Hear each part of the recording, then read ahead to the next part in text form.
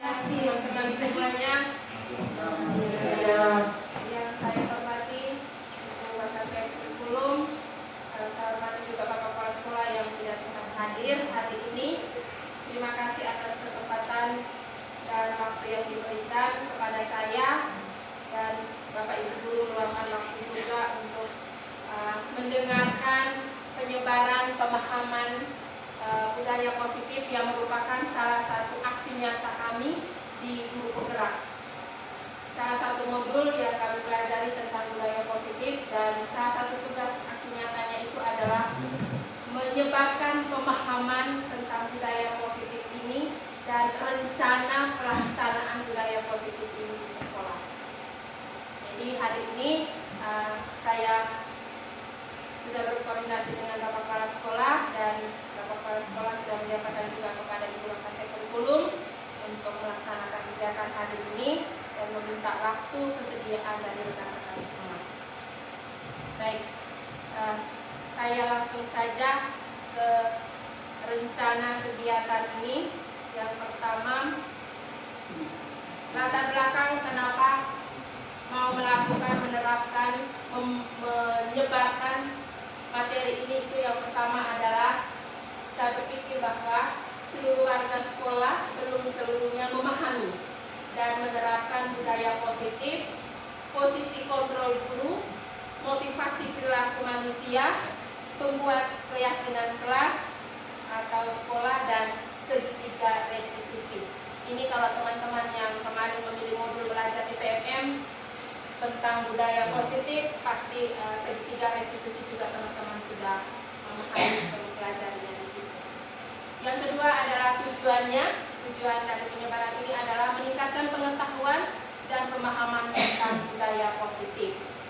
Kemudian yang kedua, meningkatkan motivasi intrinsik, motivasi dalam diri pada murid dengan menumbuhkan budaya 5S, dan 5S ini saya masih dalam buat kurung, belum tulis. Salam, sapa, salim, sopan, santun. Jadi ini 5S dan keyakinan kelas. Ini adalah rencana yang akan dilaksanakan. Kemudian lini masa atau gambaran peristiwa tindakan yang dilakukan. Yang pertama, berkoordinasi dengan kepala sekolah. Yang kedua, menjelaskan konsep inti budaya positif yang hari ini akan saya jelaskan kepada rekan-rekan sekalian. Kemudian yang kedua, menerapkan budaya 5S. Yang ketiga, menyusun keyakinan kelas bersama wali kelas. Dan yang berikutnya adalah hasil keyakinan kelasnya itu ditempel di masing-masing kelas. Kemudian yang berikut, dukungan terhadap rencana ini adalah dari kepala sekolah, wali kelas, rekan-rekan guru semua, murid, dan perlengkapan pembuatan keyakinan di kelas. Yang berikut, ini rencananya sebentar dulu.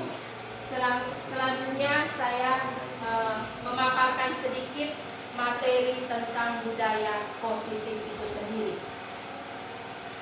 Jadi di dalam materi budaya positif itu ada 5 konsep, ada beberapa konsep inti, yaitu yang pertama adalah perubahan paradigma belajar. Yang kedua itu ada disiplin positif. Yang ketiga, nilai-nilai kebajikan. Yang keempat, kebutuhan dasar manusia. Yang kelima, motivasi perilaku manusia. Yang keenam, posisi kontrol guru. Yang ketujuh, keyakinan kelas. Dan yang kelima adalah segitiga restitusi. Baik teman-teman, kita lihat satu persatu dari pembelajaran dengan paradigma baru. Dalam pembelajaran dengan menggunakan paradigma baru merupakan pembelajaran yang direncanakan berdasarkan prinsip pembelajaran berdiferensiasi. Ini pembelajaran berdiferensiasi ada 3, yaitu dengan konten, dengan proses, dan produk. Itu juga pelajaran belajari. Mungkin saja aksi nyatanya juga nanti membutuhkan dukungan teman-teman juga. Kemudian dari pembelajaran berdiferensiasi ini, peserta didik belajar sesuai dengan kebutuhan dasarnya. Kemudian sehingga berdasarkan kebutuhannya, berdasarkan tahap perkembangan, dan sesuai dengan profil pelajar Pancasila. Jadi profil pelajar Pancasila itu ada ini. Ada ini berdasarkan perkembangan yang Maha Esa, kebijakan global, gotong royong kreatif, benar kritis mandiri. Gitu. Kemudian ada beberapa miskonsepsi tentang teori kontrol. Selama ini kita berpikir bahwa kita melakukan hal yang mengontrol siswa itu sudah benar. Dengan yang pertama, ilusi guru mengontrol siswa. Artinya kita guru ini punya hak untuk siswa itu ada di bawah kontrol kita. Ternyata itu masih pandangan yang masih keliru. Yang kedua, semua penguatan positif efektif dan bermanfaat. Apa yang kita berikan kepada anak-anak bahwa berlutut, hadap tiang bendera, ternyata itu bermanfaat, ternyata tidak sebenarnya. Nah, kemudian membuat rasa bersalah mampu menguatkan karakter, dan yang ketiga adalah orang dewasa berhak memaksa. Jadi kita guru ini seolah-olah membuat pemaksaan juga bahwa murid harus ikut kita. Jadi itu beberapa miskonsepsi yang kita pikir selama ini. Nah, dari situ pemahaman kita ada paradigma stimulus antara stimulus respon ke pendekatan teori kontrol. Teman-teman, ada dua kolom di sini, itu ada kolom stimulus respon dan teori kontrol. Stimulus respon ini yang selama ini kita sering gunakan. Coba teman-teman lihat di stimulus ini yang sering selama ini kita gunakan, dan teori kontrol mengajarkan seperti ini. Jadi coba kita lihat realitas atau kebutuhan kita sama. Di teori kontrol dia mengatakan bahwa realitas kebutuhan kita itu berbeda. Siswa semua itu, masing-masing siswa itu memiliki kebutuhan yang berbeda-beda. Kemudian yang kedua, semua orang melihat hal yang sama. Di teori kontrol dia mengatakan setiap orang memiliki gambaran yang berbeda. Dan ini kita mencoba mengubah orang yang di stimulus respon, kita mencoba mengubah orang agar berpandangan sama dengan kita. Di teori kontrol kita berusaha memahami pandangan orang lain tentang dunia. Jadi kebanyakan kita kembali ke refleksi diri kita masing-masing, selama ini kita di posisi mana? Respon atau kontrol? Kita di stimulus respon atau kita di stimulus kontrol? Bagaimana teman-teman? Coba kita lihat ini dan bisa kita merefleksi kira-kira kita selama ini lebih banyak menggunakan apa? Kita berada di posisi yang mana? Posisi sering menggunakan stimulus respon atau kita sering menggunakan teori kontrol?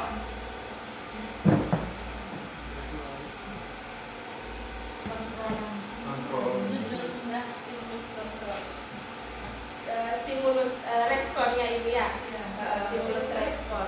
Ya, jujur itu bertolak belakang karena selama ini kita pikir bahwa apa yang kita lakukan benar, dan anak-anak harus dengan kita karena kita guru dan siap mengontrol mereka. Nah, tapi anak-anak juga punya kebebasan, karena semua individu punya kebutuhan yang berbeda-beda tadi, termasuk anak-anak. Selain itu, selanjutnya yang materi yang kedua adalah disiplin positif. Disiplin positif ini kita ambil dari satu kata bahasa Latin, yaitu disiplina, yang artinya belajar. Disiplin mengacu pada disiplin diri yang memiliki tanggung jawab terhadap apa yang dilakukan berdasarkan nilai-nilai yang diyakini. Kemudian ini saya copy paste dari masih terbaca ini. Disiplin merupakan salah satu cara penerapan disiplin yang bertujuan untuk menumbuhkan kesadaran serta memberdayakan peserta didik tanpa imbalan, penghargaan atau reward, ancaman atau hukuman. Itu disiplin yang sebenarnya. Ternyata Kadang kita bilang menerapkan disiplin itu dengan hukum mereka supaya mereka disiplin. Begitu ya. Yang berikut, dari disiplin ini tujuan kita adalah sebagai pendidik kita menciptakan peserta didik yang memiliki disiplin diri sehingga mereka berperilaku mengacu kepada nilai-nilai kebajikan. Nilai-nilai kebajikan itu seperti ini. Nilai-nilai ada 3 institusi yang memaparkan tentang nilai-nilai kebajikan itu. Yang pertama adalah profil pelajar Pancasila yang sekarang lagi heboh-hebohnya digaungkan tentang beriman dan bertakwa pada Tuhan Yang Maha Esa, berakhlak mulia, bernegara global, berkebudayaan mandiri, kreatif dan bermartabat kritis. Kemudian juga dari YPF ini itu ada toleransi, rasa hormat, mandiri, integritas, menghargai, antusias, empati, pengetahuan, kreativitas, kerjasama, percaya diri dan komitmen. Kemudian ada nilai kebajikan tentang keterampilan hidup. Itu ada dapat dipercaya, lurus hatinya, pendengaran yang aktif, tidak merendahkan orang lain dan tidak memberikan terbaik dari dirinya. Itu adalah nilai-nilai kebajikan yang sebenarnya sudah ada dan tidak tertulis secara tulis atau kitab, tapi ini juga sudah lahir dari diri kita, dari lingkungan kita berada. Yang berikut adalah kebutuhan dasar manusia. Kebutuhan dasar manusia adalah segala sesuatu yang kita ingin, sesuatu yang kita inginkan. Dengan seluruh tindakan yang kita lakukan memiliki tujuan tertentu, dan semua usaha terbaik yang kita lakukan adalah dalam rangka agar kebutuhan dasar kita ini terpenuhi. Jadi setiap puri juga memiliki kebutuhan sebenarnya. Yang berikut ini ada 5 kebutuhan dasar manusia. Yang pertama adalah kebutuhan bertahan hidup. Itu makan, pakaian, tempat tinggal, dan keamanan, kesehatan. Kemudian yang berikut adalah kasih sayang dan rasa diterima. Itu ada rasa diterima, dipedulikan, berbagi, bekerjasama, menjadi bagian dalam anggota kelompok. Yang ketiga adalah penguasaan. Itu adalah harga diri. Keinginan untuk dianggap, memimpin, berprestasi, diakui, didengar. Itu adalah sifat dasar kita sebagai penguasa. Kemudian kebebasan, itu ada mandiri, memiliki pilihan, bebas menentukan pilihan, mencoba hal baru, kemudian mampu mengendalikan arah dirinya. Dan yang terakhir adalah kesenangan, ini bermain, humor, antusias, tertawa, refreshing, shopping, itu juga masuk kesenangan. Shopping itu juga adalah salah satu kebutuhan dasar manusia. Itu sangat bijak. Oke. Nah, dalam motivasi perilaku manusia ini ada 2 motivasi, yaitu motivasi ekstrinsik dan intrinsik. Motivasi ekstrinsik ini dari luar diri kita dan ekstrinsik itu dari dalam diri kita. Kebanyakan motivasi intrinsik itu adalah kita menghindari ketidaknyamanan. Kita lakukan itu karena kita takut dihukum. Kayak anak-anak, kita puas saja. Guru, mereka kan merasa bahwa kita yang motivasi itu adalah guru. Kita ini adalah intrinsik bagi siswa. Kita buat takut dihukum, takut nyaman, jadi dibuat saja. Padahal dari dalam diri mereka itu tidak menerima. Nah, itu. Kemudian satu lagi juga untuk mendapat imbalan atau penghargaan dari orang lain. Ya. Jadi kadang juga kita lihat bahwa anak-anak belajar itu semata-mata mau mendapat juara. Jadi bisa nyontek, bisa dengan caranya tersendiri seperti itu. Tidak ada niat untuk belajar dari dalam diri. Tapi motivasi intrinsik ini untuk menjadi orang yang mereka inginkan dan menghargai diri sendiri dengan nilai-nilai yang mereka yakini. Kemudian ini ada perilaku motivasi yang sering kita lakukan adalah ada 3: hukuman, konsekuensi, dan restitusi. Hukuman itu biasa terjadi itu dengan tidak terencana atau secara tiba-tiba. Kayak kita sementara les, baru satu orang tidur atau ini kita langsung kamu kesini ada papan, tangguh papan. Itu adalah hukumannya terlalu secara tiba-tiba. Kemudian murid tidak tahu apa yang akan terjadi secara tiba-tiba saja. Kemudian bersifat satu arah, berarti hanya dari guru saja, dan berupa hukuman fisik seperti berlutut, ada papan tulis dan sebagainya. Kemudian konsekuensi itu adalah terencana atau disepakati sesuai aturan. Kayak kita sekolah kita sepakat bahwa yang terlambat wajib bawa air. Kita sepakati semua. Berarti kita sepakat. Kalau kita sepakati semua, berarti sesuai dengan kesepakatan keyakinan kita bersama. Berarti kalau dia tidak mengerti, dia siap untuk bawa air. Atau terlambat ikut mata pelajaran. Kalau terlambat ikut mata pelajaran berarti sebentar kau wajib tulis mata pelajaran yang terlambat tadi sampai selesai. Jadi sesuai dengan keyakinan yang harus dia. Kemudian sikap guru selalu memonitor murid.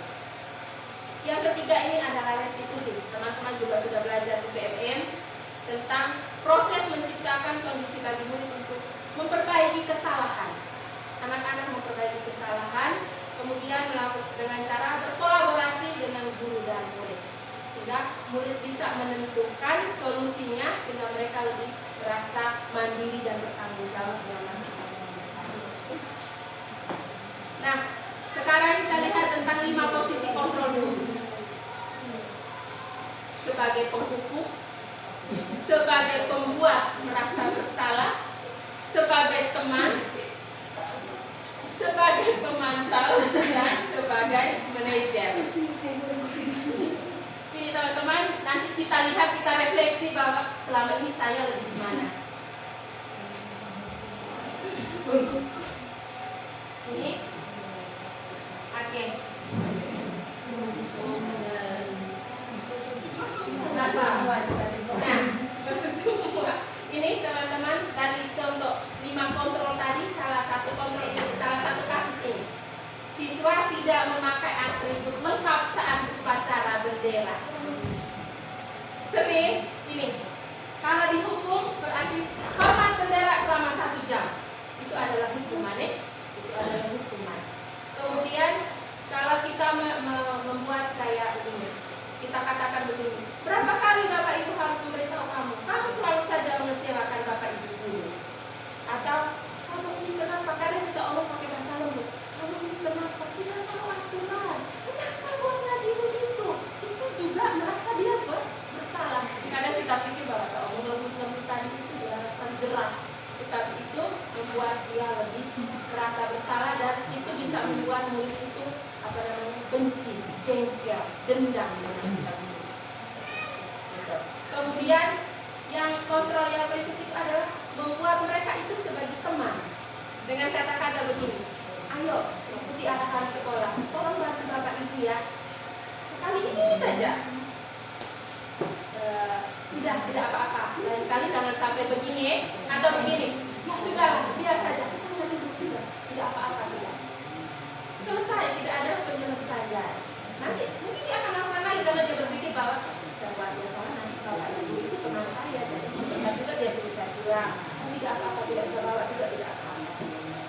Ternyata itu juga mempengaruhi perilaku anak. Kemudian kontrol yang berikut dari masalah ini adalah kita sebagai pemantau. Pemantau itu adalah kita berdasarkan aturan yang kita sudah buat, kita pantau. Dari kamu sudah melanggar peraturan sekolah, kamu tahu konsekuensinya apa? Setelah upacara bendera ini, kamu beri atribut ya di operasi sekolah. Atau jangan ulangi lagi. Kemudian yang terakhir, posisi yang terakhir adalah posisi manajer. Ini kita tadi membuat mereka merasa mereka bertanggung jawab atas kesalahannya dan mencari solusi. Jadi kita boleh tanyakan, apakah kamu tahu kesalahan kamu? Kira-kira kamu memperbaiki kesalahan kamu dengan apa? Kadang kan kita bilang, pergi sudah minta maaf ke sana. Itu kan kita yang suruh, bukan anak-anak yang sendiri dari dalam hati. Tapi dari ini nanti lebih mengarah kepada restitusi. Oke, baik teman-teman, coba ini kita lihat sama-sama posisi kontrol apakah aku dari kata-kata ini. Yang pertama ini,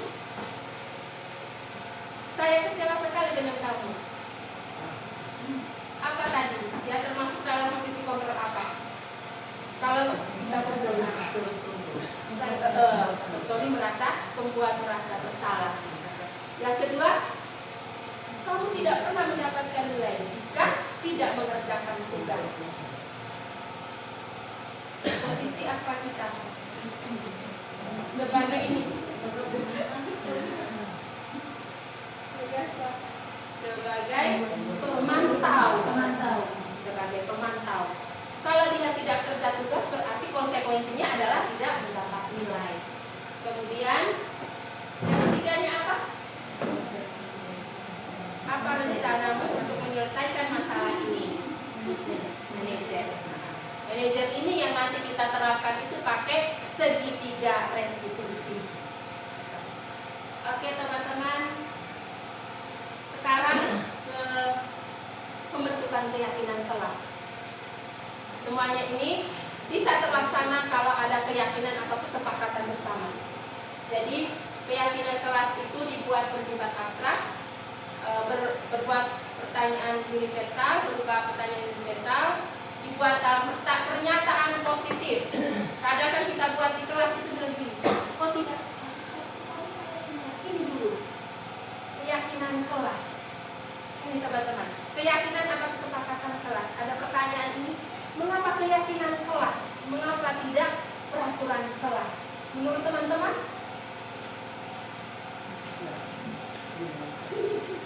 Ibu Tersi sudah restitusi yang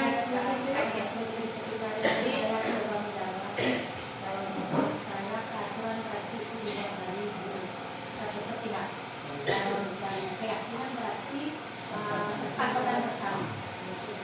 Tidak sekali kita temukan dulu dan itu benar teman-teman bahwa selama ini kita menjalankan peraturan bukan keyakinan. Peraturan yang kita buat dari guru sendiri kita buat dan siswa wajib jalankan. Jadi itu. Jadi ini disarankan bahwa kita membuat keyakinan kelas supaya murid-murid tahu kita ditawarkan sebagai pemantau atau sebagai manajer untuk merubah sisi gagal mereka ke sisi sukses. Jadi keyakinan kelas dibuat dalam bentuk ini. Ada beberapa ini nanti pasti di komunitas kita persiapan masuk kelas tahun ajaran baru, pasti dari balik kelas akan kita buat keyakinan kelas. Yang berikut adalah segitiga restitusi. Ini teman-teman juga sudah tahu dari PMM ya. Nah, di PMM sudah ada bahwa segitiga restitusi itu adalah suatu dialog, suatu proses dialog seorang guru agar dapat menghasilkan murid yang mandiri dan bertanggung jawab. Selama ini coba kita kembali bahwa ketika anak-anak kita bermasalah, kita langsung suruh berlutut, jemur, lari atau segala macam. Tapi ada teori ini di PMM juga mereka tawarkan kita bahwa untuk mengatasi masalah anak, cobalah kita melakukan pendekatan segitiga restitusi. Ada 3 bagian segitiga restitusi itu adalah yang pertama, menstabilkan identitas, yang kedua, memvalidasi tindakan yang salah, yang ketiga adalah menanyakan keyakinan. Keyakinan ini yang kita buat di keyakinan kelas tadi. Dan ini biasanya lebih sering dilakukan oleh wali kelas. Piket. Oke, ini menstabilkan identitas. Yang pertama itu berdasarkan prinsip bahwa membuat kesalahan adalah bagian dari proses pembelajaran. Dengan kata-kata yang kita lontarkan kepada anak-anak itu bisa berbuat salah itu wajar. Karena kita panggil dulu, kita tanyakan, baru kita memberikan penguatan dulu. Bapak Ibu juga pernah salah, berbuat salah. Nah, tidak ada manusia yang sempurna. Itu kayak kalau kita kenapa buat begini, begitu dulu kan mereka langsung tahu dan kadang mereka tidak mau ngomong apa yang sebenarnya. Ini juga bisa kita terapkan di anak-anak kita di rumah. Kemudian itu tentang mengidentifikasi dulu apa masalahnya, menguatkan mereka dulu terlebih terlebih dahulu. Seperti dengan mereka berbuat salah itu wajar. Bapak Ibu guru juga pernah berbuat salah. Kamu berhak merasa begitu. Kayak waktu pukul di kelas kah? Pasti ada sebab akibatnya sehingga mereka mampu pukul. Kita mengidentifikasi terlebih dahulu. Setelah kita mengidentifikasi, kita memvalidasi tindakannya salah tadi dengan berprinsip bahwa berperilaku berupaya memenuhi suatu kebutuhan tertentu. Tadi kan kita bilang manusia punya kebutuhan masing-masing ya. Anak lakukan masalah di kelas itu pasti dia punya kebutuhan. Mungkin dia itu tidak terlalu disayang, tidak diperhatikan, tidak didengar, atau kebutuhan tentang kebebasannya atau kesenangannya. Mungkin kemarin kayak mereka nyanyi-nyanyi, joget-joget di kelas. Kesana kan kita sisa mereka untuk berlutut atau apa di sana. Padahal itu adalah bentuk kesenangan yang mereka mau lontarkan ke kita. Sebenarnya mereka mau memenuhi kebutuhan mereka tentang kesenangan sebenarnya. Jadi kata-kata yang kita bisa lakukan itu adalah, kamu pasti punya alasan mengapa kamu melakukan itu. Padahal kamu bisa melakukan yang lebih buruk dari ini ya. Bersyukur kamu tidak melakukan hal yang seburuk dari ini. Kamu melakukan karena kamu mempertahankan sesuatu yang penting bagimu. Itu pasti anak-anak bilang, iya, karena dia curi sapinya buku, karena dia ambil contekan saya, masa saya tidak sakit hati, masa saya gitu. Kemudian akhirnya saya pukul, saya babat dia, gitu. Jadinya masalah. Kemudian yang terakhir adalah menanyakan keyakinan berdasarkan prinsip bahwa teori kontrol, bahwa pada dasarnya kita termotivasi secara intrinsik dari dalam diri kita sendiri. Jadi kembali tanyakan apa keyakinan kita di kelas. Mungkin salah satunya adalah saling menghargai dan menghormati. Gitu. Kemudian bertanggung jawab, disiplin. Nah, habis itu, oh iya, kalau keyakinan kelas kita seperti itu, kira-kira kamu mau seperti apa? Baik, saya tidak mau lakukan itu lagi dan saya mau pergi minta maaf. Apalagi selain itu, contoh yang buang sampah sembarangan atau coret-coret dinding contohnya, tindakan apa yang kau lakukan untuk memperbaiki kesalahan kamu itu? Biarkan dia sendiri berpikir, oh baik itu izinkan saya untuk berpikir. Setelah itu kasih dia kesempatan.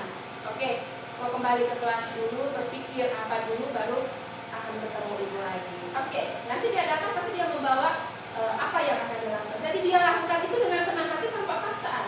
Coba dia lakukan itu baru kita bilang, kau hari ini harus bersihkan kelas sampai pulang sekolah. Itu kan dia guru ngeri sekali itu. Tapi kalau itu dia sendiri yang ngomong, berarti dia laksanakan itu dengan senang. Teman-teman Jadi itu saja materi inti dari budaya positif. Kemudian dari budaya positif ini rencana saya tentang rencana penerapan budaya positif ini yang dari saya itu adalah yang pertama, rencana yang akan saya terapkan adalah menerapkan budaya 5S, yaitu senyum, sapa, salim, sopan, santun. Kemudian yang kedua adalah membuat keyakinan kelas.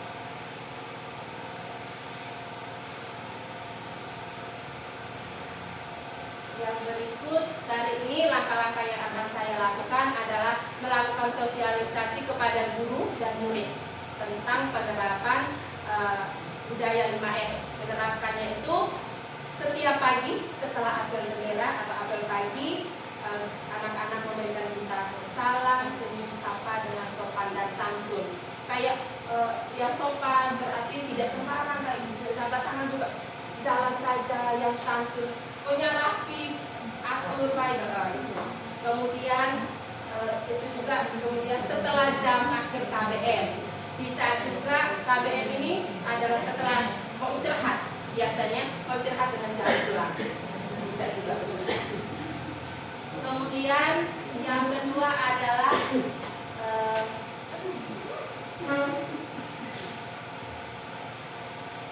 yang kedua adalah membuat keyakinan kelas. Langkah-langkah yang saya akan lakukan itu adalah ini saya berkoordinasi dengan balik kelas untuk membuat keyakinan kelas masing-masing. Dengan tahapan nanti teman-teman yang baru kelas di tahun ajaran baru bisa kita saling bekerja sama dan kita mencoba. Kita mencoba ini mulai dari meminta murid untuk menulis apa yang mereka impikan terhadap kelas mereka. Guru dan siswa mengulas keyakinan kelasnya. Setelah itu memilah keyakinan yang ditulis, kemudian mengubah keyakinan dengan kalimat positif. Kebanyakan kita tulis jangan membuang sampah sembarang. Sebenarnya itu negatif. Jadi kita berpikir semua itu positif. Sehingga kekuatan positif itu selalu ada di situasi sekolah kita. Kemudian menempel keyakinan, menyepakati dengan kelas dan menempel keyakinan kelas di tempat yang dapat dilihat oleh semua orang, termasuk siswa dan guru yang masuk di kelas, dan bisa menggunakan keyakinan kelas itu ketika Bapak Ibu guru yang masuk les menemukan anak-anak yang bermasalah, bisa gunakan keyakinan kelas itu untuk melakukan restitusi, karena restitusi terakhir itu adalah menanyakan keyakinan. Bapak Ibu guru juga di mata pelajaran masing-masing bisa buat keyakinan masing-masing, kayak tidak buat kayak kerja tugas, datang terlambat, masuk terlambat. Teman-teman bisa buat itu, dan konsekuensinya itu sesuai dengan mata pelajarannya. Jadi ini rencananya yang akan saya buat. Tenggang waktu pelaksanaan mulai bulan Juli 2024. Untuk budaya positif, harapan saya bahwa penerapan mulai Juli ini sampai selama-lamanya. Amin. Kemudian keyakinan kelas juga sama. Nanti Ibu langkah kurikulum dengan Bapak Kepala Sekolah. Harapan saya bahwa saya sudah membuat keyakinan kelas, Wakasek kurikulumnya membuat keyakinan sekolah bersama supaya bisa mengikat kita semua warga sekolah. Tidak ada lagi peraturan, tetapi kita membuat keyakinan berdasarkan nilai-nilai kebajikan. Jadi itu saja teman-teman. Terima kasih banyak atas waktunya. Mungkin ada dialog atau diskusi, ada pertanyaan, boleh kita sama-sama saling berbagi. Ada pertanyaan atau dari materi-materi tadi, banyak sekali hal yang sebenarnya ada dalam pikiran, ada hal yang kita lakukan bertentangan dengan apa yang kita belajar dan berdasarkan situasi.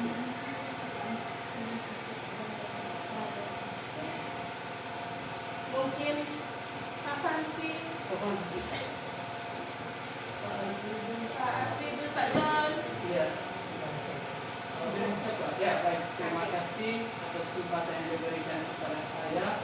Yang pertama, kita memberikan apresiasi kepada Ibu Fantis yang sudah menyampaikan terkait dengan budaya positif, penyebaran dan pemahaman budaya positif. Jadi tadi kita sudah dengar bersama itu yang pertama budaya positif yang 5S ya. Itu yang senyum, salam, sapa, sopan, santun ya. Habis itu dengan pembelajaran berdiferensiasi. Nah, jadi kalau di pembelajaran diferensiasi ini kan dia ada 3, ada proses, konten, dengan produk. Nah, dalam pembelajaran diferensiasi itu yang menjadi kendala itu kan ada 3 tipe belajar, itu ada audio, visual, dengan kinestetik. Nah, di sini kita guru dibutuhkan itu yang pertama misalnya audio. Berarti kita boleh mengizinkan siswa untuk membawa HP supaya mereka bisa mencari. Nah, itu siswa yang gaya belajarnya adalah audio. Terus yang visual ini berarti dia berdasarkan pengamatan atau penglihatan. Mungkin kita tayang pakai LCD dan apa segala macam itu. Terus kalau kinestetik di sini artinya dari gambar-gambar itu kita tempel. Nah, ini yang kemarin sudah sempat saya lakukan pada saat saya mengikuti program ini, di mana itu ada baiknya kita laksanakan di awal. Tetapi dalam perjalanannya itu masih kita temukan kendala juga. Kendalanya itu yang pertama yaitu dalam kinestetik di sini yang untuk gambar ya. Tapi kalau kita guru yang keterbatasan misalnya dalam finansial ya, terus itu karena kita harus membeli kayak misalnya ada karton atau membeli atau kita mencetak gambar-gambar yang terkait dengan materi itu supaya bisa kasih di siswa supaya mereka bisa memahami materi itu. Nah, yang berikutnya lagi pembagian kelompok juga. Ada sebagian anak nanti yang pilihnya di sini, ada yang sebagian di sini dan sebagian di situ. Jadi kita guru dituntut untuk harus lebih kreatif. Tiga-tiganya kita paham. Nah, yang menjadi masalah di sini adalah dalam pembelajaran berdiferensiasi ini, artinya bahwa tidak semua siswa itu mengikutinya itu dengan baik ya, karena ada yang mengikuti temannya. Misalnya satu lebih suka ke visual, akhirnya dia juga ikut, mau saya juga di visual, padahal dia tidak tertarik. Misalnya dia lebih cenderung ke kinestetik atau dia lebih cenderung kepada audio. Itu yang pembelajaran diferensiasi. Terus kalau budaya 5S ini sebenarnya bagus sekali, tapi ada masalahnya. Kita punya anak di sini, saya sudah lakukan, yaitu kita jemput mereka di pintu gerbang untuk budaya cium tangan. Ya, itu karena terpaksa. Jadi kadang mereka lakukan, terus kadang juga setelah di kelas kita sudah sampaikan, suruh setelah selesai. Tapi itu semua ada paksaan dari kita guru. Kadang juga kita guru itu ada posisi bisa menghukum mereka juga, bisa juga ada konsekuensi. Kalau restitusi ini, yang itu yang masih poinnya sedikit, itu yang saya alami juga. Karena lebih banyak dihukuman dengan konsekuensi. Karena di sini saya lihat anak-anaknya itu beda kemarin yang sempat kami punya fasilitator omong juga. Orang Jawa dan orang NTT itu perbedaannya. Itu sangat menonjol juga. Di sana kalau kurikulum merdeka bisa diterapkan 100%. Tapi kalau kita yang di daerah sini, untuk kami yang misalnya kayak guru penggerak atau CGP itu, kami mengikuti alur saja. Intinya, kami terapkan, kami jalankan. Tapi kalau mau ikut sesuai dengan materi atau konsep yang sudah kami dapat, itu kami kewalahan juga. Jadi kami butuh kombinasinya itu, artinya kadang kami harus kasih mereka hukuman juga, kadang kami juga kasih konsekuensi, membuat peraturan. Terus restitusi ini pernah lakukan, tapi ada 1-2 yang berhasil. Tapi siswa yang lain ini belum jadi sudah. Itu yang membuat kita juga terpaksa menjalankan. Terus kadang juga kita ikuti arus dan prosesnya. Kita bimbing itu sehingga kembali kepada kita guru masing-masing ya.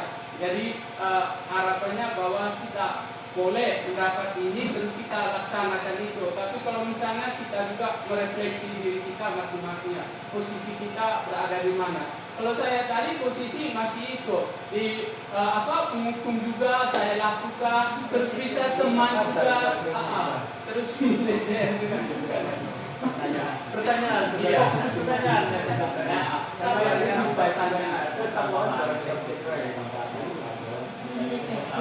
refleksi. Transi. Ini kita diskusi teman-teman ya. Tadi itu saya tidak tepat cara pengertiannya, kalau tidak katakan sekalian. Yang mau saya tanya mengenai kelas. Mengenai kelas, saya yang pasti bisa saja dalam perjalanan waktu itu setiap siswa itu bisa saja mengabaikan keyakinan itu.